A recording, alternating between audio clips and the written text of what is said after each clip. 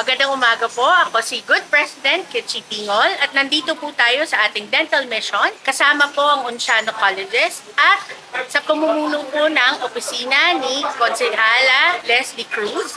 Natutuwa po kami, ang dami-dami pong nagpunta ngayong umaga upang magpalinis ng ngipin, magpapasta, magpabunot at magpalagay po ng fluoride. Nakikita po namin na napakahalaga para sa kanila ang ganitong libreng dental missions kasi natutulungan po sila dahil napakamahal po syempre ngayon magpa-dentista. Ang ibang bata po dito hindi nakakapasok ng school dahil masakit ang ngipin. Madami naman po, kulang na po yung ngipin nila. Pero dahil po sa tulong ng Onciano at ni Konsehala Leslie at syempre po ng Rotary Club of Mandaluyong East, nabibigyan po sila ng mas magandang chance para ngumiti at maramdaman ang ginhawa.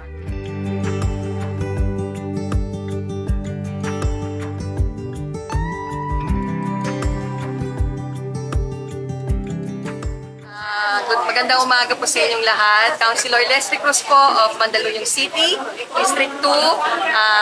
Andito na tayo sa ating dental mission. Siyempre katulong natin ang Rotary Club of Mandaluyong East and of course ang ating Onciano Colleges of Manila. So ito pong project na to ay sinimulan ko po ito last year. I think last year is July of 2024 para makapagbigay ng libreng bunot, pasta, fluoride, and cleaning para po sa aking mga constituents dito po sa District 2. At syempre po, alam naman natin na yung oral health is as important as physical health, di po ba? And sometimes dahil nga po sa mahal magpa-dentista ngayon, kaya po ang naisip ko po na i-project since last year po is yung mga gantong dental mission.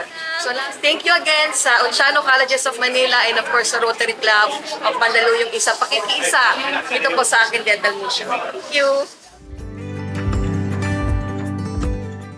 Kasi po, ito, pag lagi po ako kumakain at napapasukan po siya ng kanin, lagi po akong kasi po napakasakit po, kasi kumiturot po palagi. Eh, sabi po nila mama, ipabunot na daw po kasi sa po daw, ganyan.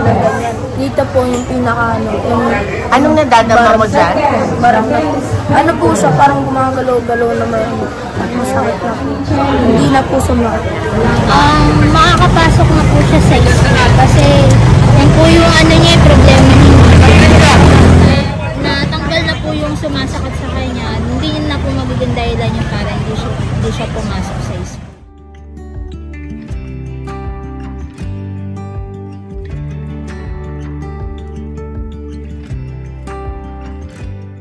Ako nga po pala si Adrian Dave. Galing po kami sa Onciano Colleges, Manila po sa Santa Mesa. Ginagawa po namin to kasi para magbigay din po balik ng ngiti sa mga tao. At saka bigay ng kumpiyansa po na humarap po sila sa kanilang mga araw-araw na gawain. At binibigay po natin ito na libre lang po. At wala pong mapalit na kahit na ano.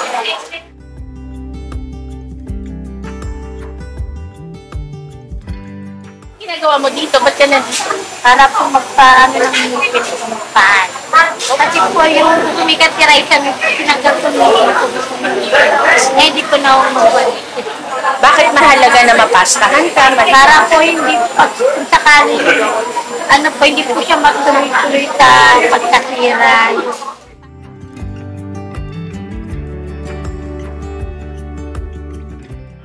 We've been doing this since 2015 when I started to be the Dean of Onciano Colleges, Manila.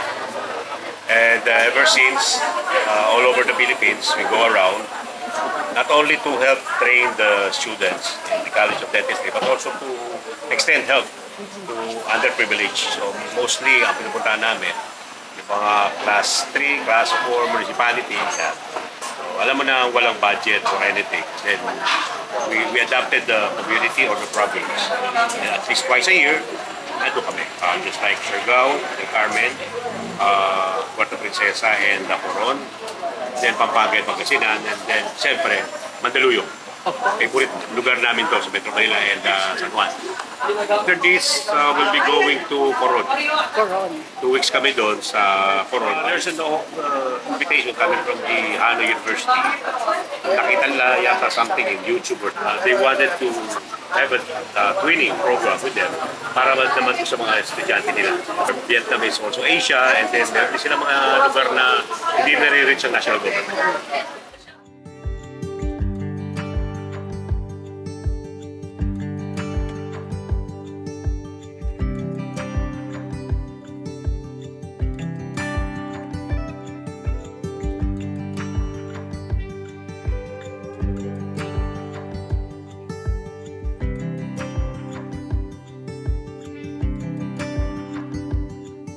Kaya po dito sa ating proyekto na Smile Pa More, Ginhawa Pa More, natutuwa po kami na ipakita na madami po tayong nagagawa sa simpleng mga misyon na tulad nito.